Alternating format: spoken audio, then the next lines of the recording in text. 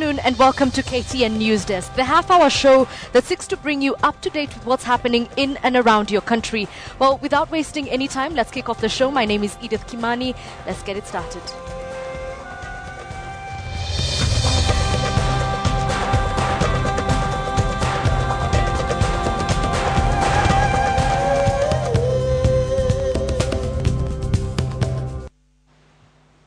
We begin with not so good news of two people who died this morning and scores others injured in a grisly road accident which involved a bus and a buffalo along the Nairobi-Nakuru highway. The 3 a.m. incident near Gilgil town left over 40 passengers in critical condition and also disrupted traffic. The driver of the ill-fated bus and one passenger died on the spot, while the injured were rushed to Rift Valley Provincial Hospital and other private facilities. Now, eyewitnesses say the driver, who was over-speeding, lost control of the vehicle and then rolled several times after hitting the buffalo, which died on the spot. Naivasha Deputy OCPD Paul Korir urged motorists to be cautious, especially while using that particular section of the road due to the high number of wild animals crossing. Meanwhile, officials at the Rift Valley Provincial Hospital say some of the injured were treated and later discharged.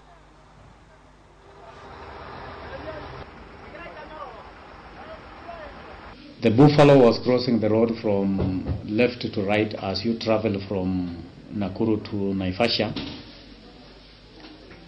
As a result of the said accident, the bus rolled several times, not several actually, but twice,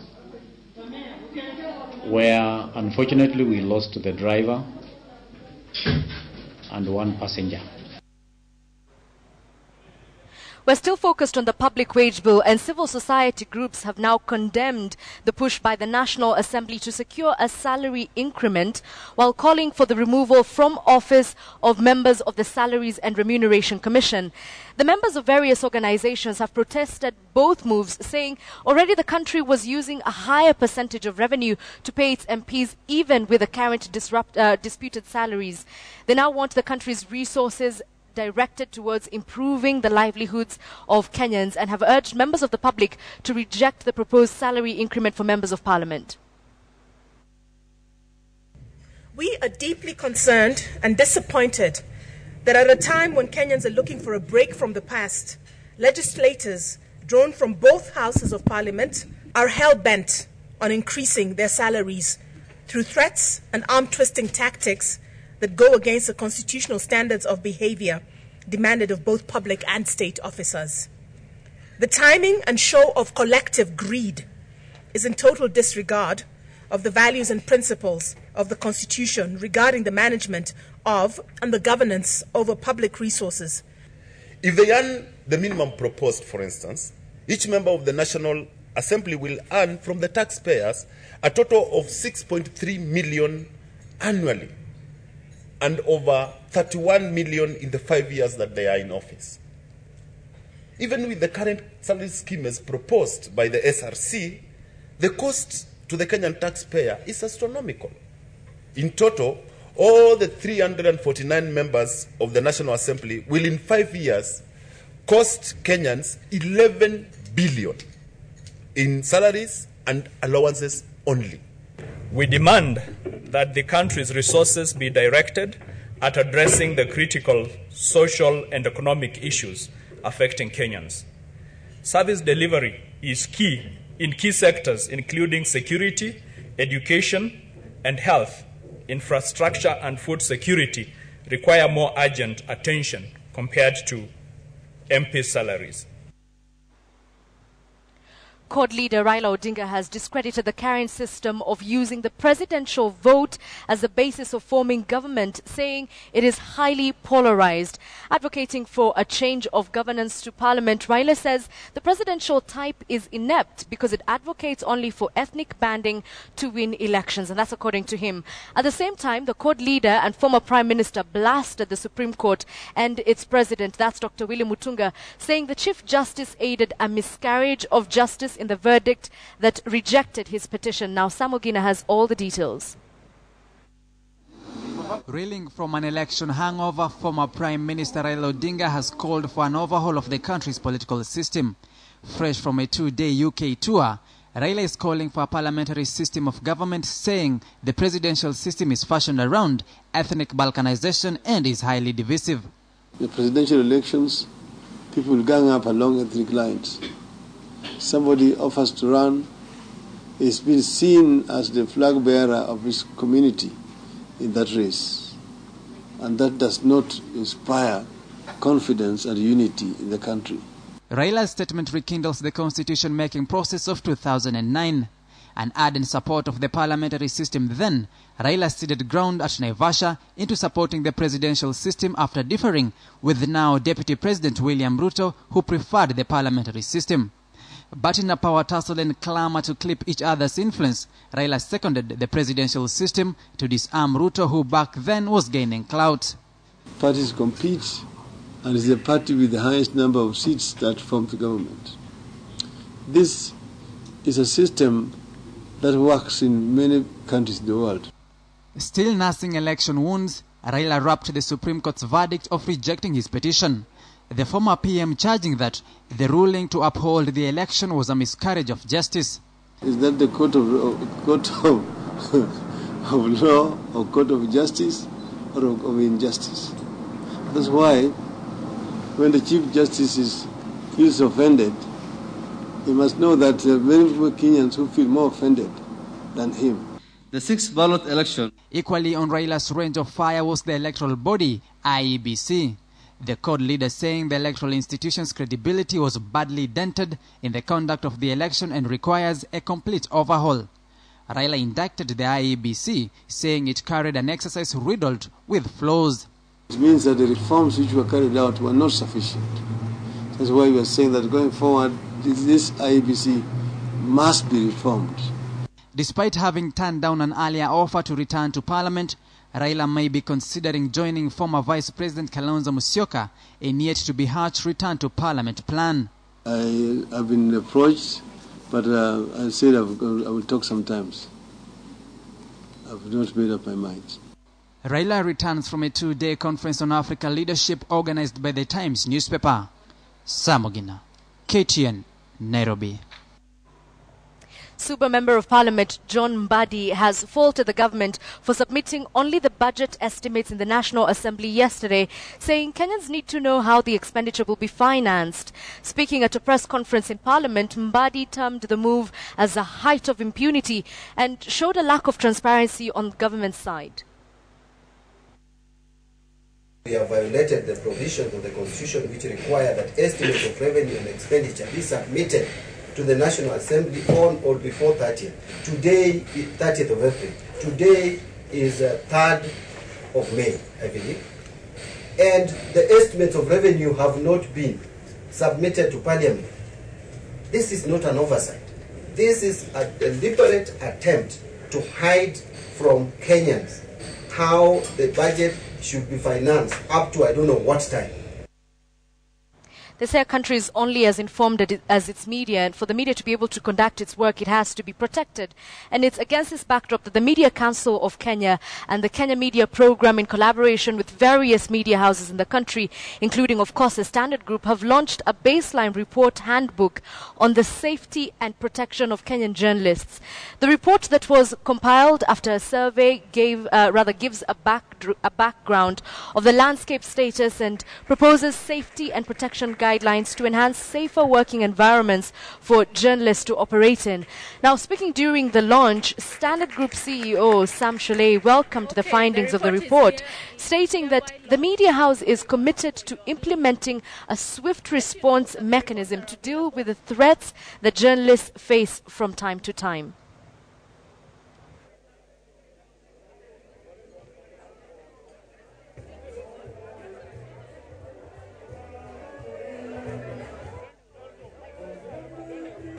This report, coming today on the eve of the 20th anniversary of the World Press Freedom Day, is an added impetus to the activities that we do here in Kenya and across our region to protect the freedom of expression and provide a safer and more secure environment for our journalists.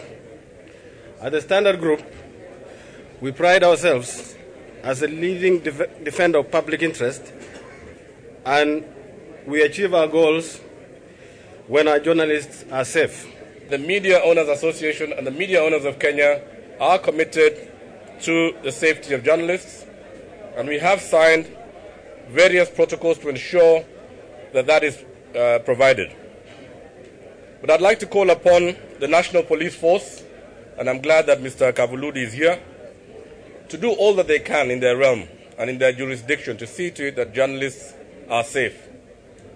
And I'd like to call upon the government to really provide the funding that the National Police Force needs in order for them to fulfill their mandate.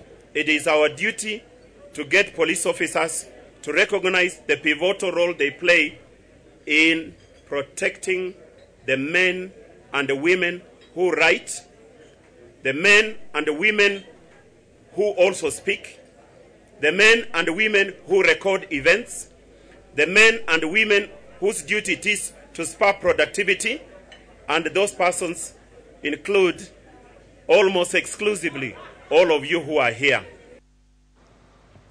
If there's a journalist who knows specifically about safety, it has to be Dennis Onsarigo, one of our investigative journalists here at KTN. And tonight on Case Files, we will explore the death of Professor Crispin Odhiambo Mbai in 2003.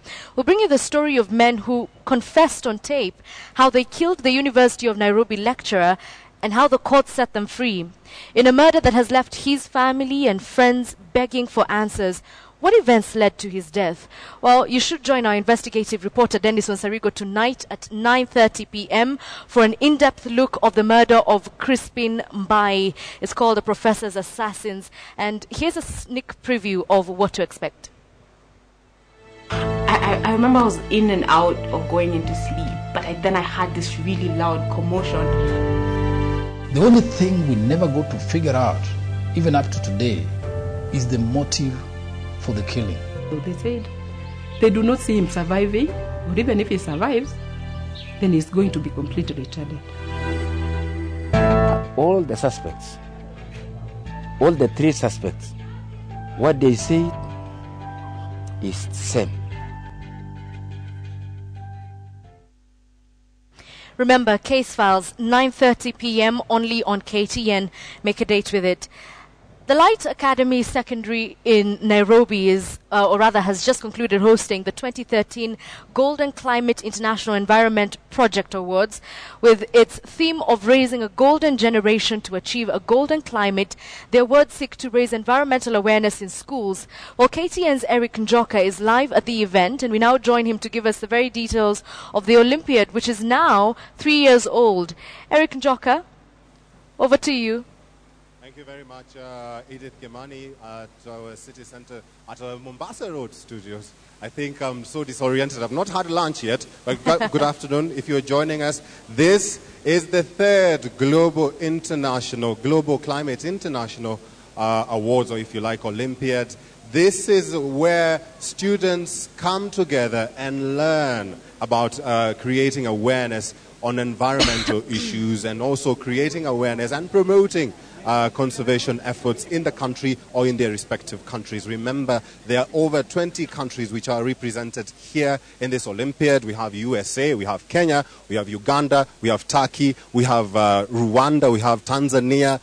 The list goes on. I can mention all the list, but I don't have the list here. But all the same, this is to create awareness in schools as well as to students to promote the environment and to promote conservation all around the world. And so many students have been awarded, from the Wangari Maathai Award to the Gold Award, the Silver, the Bronze, all of them concerning the efforts they did or the projects that they undertook to win those awards and to promote conservation and environment. So to speak, I'm just going to interview to introduce you to the ambassador from the Republic of Turkey in Kenya. Good afternoon, sir.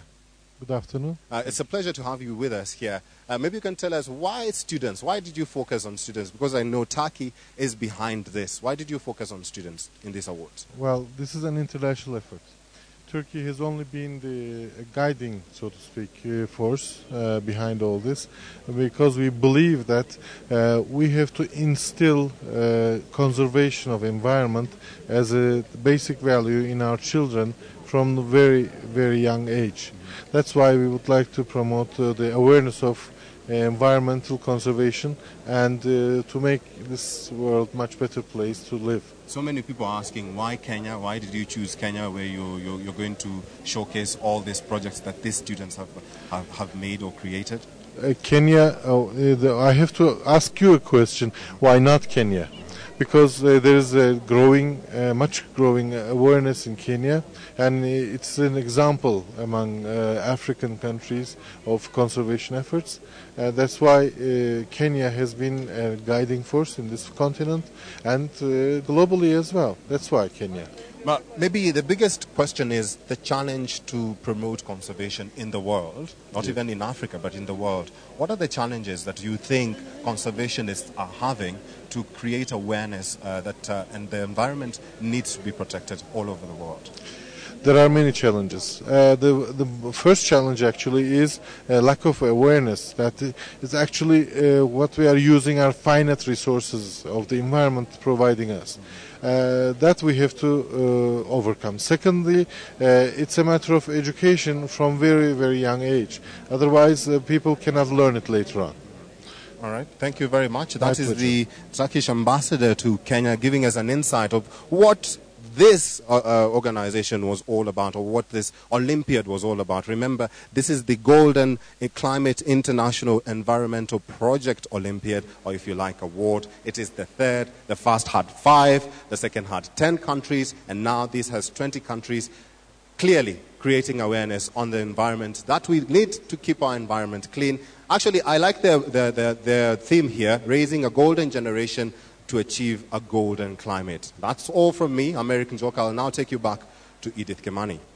Thank you, Eric Njoka. He's literally taken the words out of my mouth. I love the idea of a golden environment, because how we interact with nature determines how she then treats us. And speaking of the environment and nature, we've been experiencing horrific floods in the country. And now the Safaricom Foundation has donated 10 million shillings to rescue efforts for flood victims in the country. So far, 66 deaths have been recorded and over 100,000 people rendered homeless as a result of the floods. Food security has also been affected by the heavy rains, with over 14,000 acres of arable land destroyed. The donation follows an appeal from the Kenya Red Cross to the tune of 292 million shillings to help the affected people. Coast, Western Kenya and Northeastern Province are the most affected by the floods. The rains are expected to continue until June. To the other corporates to come out and support the effort in kind. And, you know, wherever you are based, as I said, the problem is affecting large parts of the country. We would really like to see you and really like to appeal to you from the bottom of our hearts to provide some support in kind, whether it's in building materials, it's in iron sheeting, it's in tools, it's in seeds. A lot of the people said to us when we went back last week that they just wanted a hand to get back onto their feet. And I'm extremely happy that Safaricom have seen the need for this, is to say that the emergency phase is one, but the damage that has taken place along these communities in terms of their food, in terms of their housing, is enormous and will have huge repercussions for them, or impact for many months to come, some for years, because people have lost basic livelihood, everything that they had and they owned. They have to reconstruct their homes afresh, and they have to go back to farming. We don't need to put them on food aid for too long. What we need to do now is give them seeds and tools that they can go back to farming, because they have fertile land that they can actually use. Elsewhere, one man has been killed and 46 heads of cattle stolen following a raid by armed cattle rustlers at a village in Laikipia. The over 10 rustlers, who were armed with AK-47 rifles, stormed the home of a prominent businessman in Iguameteira in Nyahururu. The rustlers then confined the workers in one house, ordering them to cook for them at gunpoint before stealing the livestock. The businessman, David Kimunya, who alerted the area police of the incident, says Nyahururu District Administration Police Commandant Daniel Masaba led a contingent of police officers and then residents to Marigat in pursuit of the rustlers.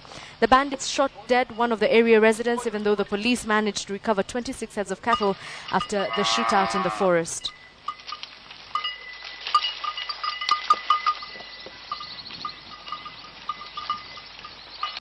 Mtu mmoja ambaye alikuwa anawasaidia wa area ile ng'ombe zilipatikana alipigwa risasi na wale wakora, sababu ilionekana ni kamba ya kwamba wale wakora, yule mwenye kupigwa risasi aliwajua na wakaona ya kwamba atakuja kusema hawa, wakamuua. Katika kufuata hizo ng'ombe tukikaribia kusifikia, there was a fierce exchange ambapo bandits were not ready to surrender them. Maafisa wakaweza kupikana nao. Katika hiyo harakati ya kupikana nao, wananchi ambao walikuwa wamefuatana na maafisa wetu wa administration police, mmoja wao aliweza kupatwa na risasi kutoka kwa ile majambazi na akaaka hapo hapo. Basi maafisa wetu waliweza kuwashinda nguvu na wakatoroka, tukaweza kunaza ng'ombe 23. Police in Kirinyaga County have impounded bang estimated to be worth 1.5 million shillings at a village in Mwea. The police who were on patrol raided the village where they found the drugs stashed in 14 bags. And according to their sources, the drugs were ready for distribution to various outlets within the county. Now, Kirinyaga OCPD Apollo Onyonyi confirmed the incident and said 2 suspects found in the house have been arrested and will also be arraigned in court soon. According to Onyonyi, police are on the lookout for a well-known man who residents say is the local drug kingpin. The drugs are said to have originated from a neighboring county and were destined for distribution to various outlets in Mwea.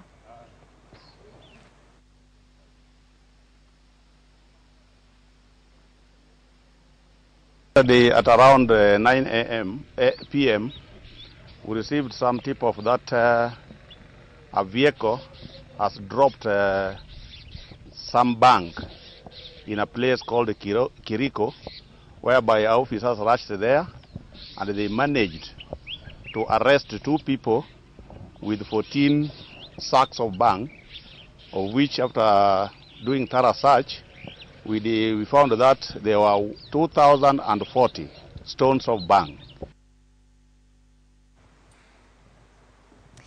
Let's now take a short commercial break. When we come back, we have all the business news. And you know what? Honda is back after an 8-year hiatus. How have they been able to do that?